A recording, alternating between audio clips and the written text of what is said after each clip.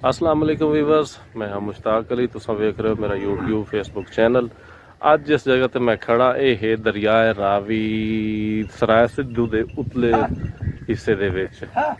जनाब जड़ा पिछे तुम खंबा वेख रहे हो ना, जड़ा ये हालिया सैलाब आया है हुण, इतना पानी भी कोई नहीं, लेकिन पहले तो कुछ बेहतर हाई। इस एक खंबा इस दे एक सिरे ते हाई, यानी कि परले सिरे ते हाई सज्जे हत्थे जिस रुख में मैं जा रहे सज्जे हत्थे एक खंबा हाई जड़ा पिछे तुम वेख रहे हो। लेकिन इतना हाई प्रेशर पानी दा कि जनाब इस एक विगे दा जगह अगे टुर गया है। जमीन जमींदारां दे रकबियां दे टुर गया है। ए साइड जड़ी है पई जड़ी पिछली साइड जिदे मज्जियां जा रही हैं, ये साइड तकरीबन अगे 1 किलोमीटर तक ये दरिया पे है। ते ये जनाब इदू इस साइड तो इस साइड ते मूव हो रहा है।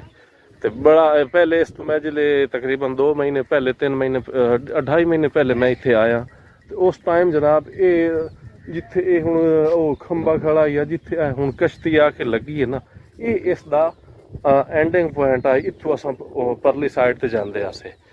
ये हुण जनाब इतना पर दा मार छोड़ी कि ये बड़े रकबे विच आ गए। जमींदारां दे बड़ा नुकसान होया, खड़ियां फसलां तबाह हो गई। क्योंकि असल चीज़ ये ना, अगर ये इस साइड ते जावे तो इधे इसका रकबा पिया है, इस साइड ते जड़ा जांदा है, इस साइड ते अगे फसलां हैं, काश्तकारी है पई, तो उस दे विच काश्तकारां दा बड़ा नुकसान है पिया।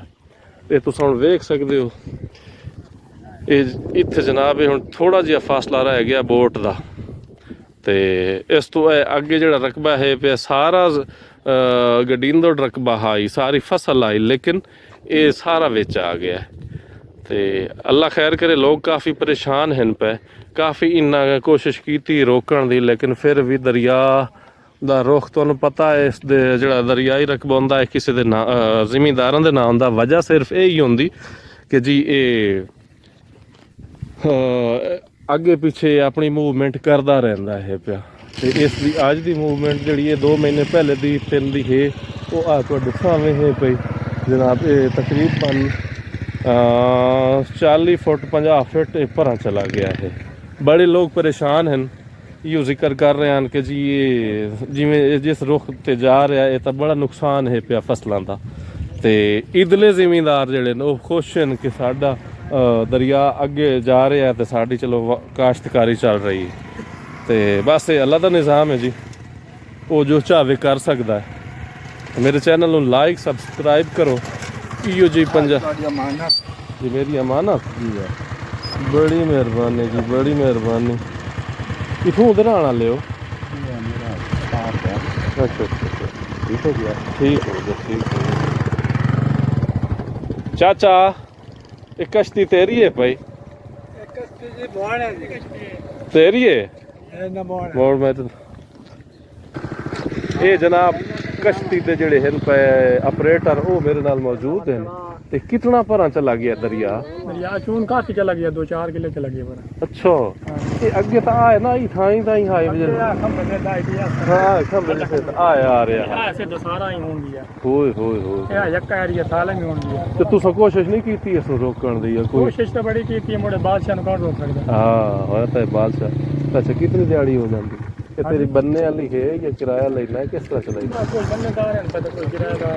अच्छा अच्छा, यानी दिहाड़ी बढ़ जाती? ये दिहाड़ी पाण वांदी 800-700 बाण वांदी। चल माशाल्लाह। 1000-1200 बाण जा। कदिया समझ के ना पड़ी सानू ना पैसे किराया मच्छी ना भी खाएंगे। अच्छा कदा ऊपर भी खाएंगे, चलो दिल करना आज असा वीडियो नाल बनावनी ते जदा असा कदा होंदी कदन वैसे मच्छी तो 24 घंटे होंदी दरिया जी। अस दिल करे तो आज पे हाला। चलो फिर असा जल्दी आ रहे हैं। ठीक है जी, शुक्रिया। शुक्रिया।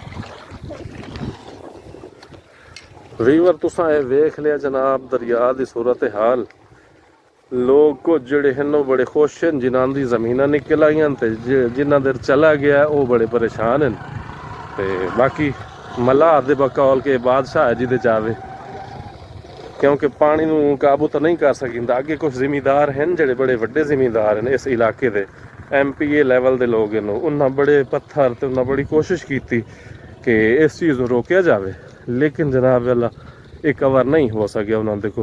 एक ट्रैक्टर भी उन्होंने लै गया, वो भी दरिया दे विच लग गया, बड़ी मुश्किल नाल उन्हें कटिया ना।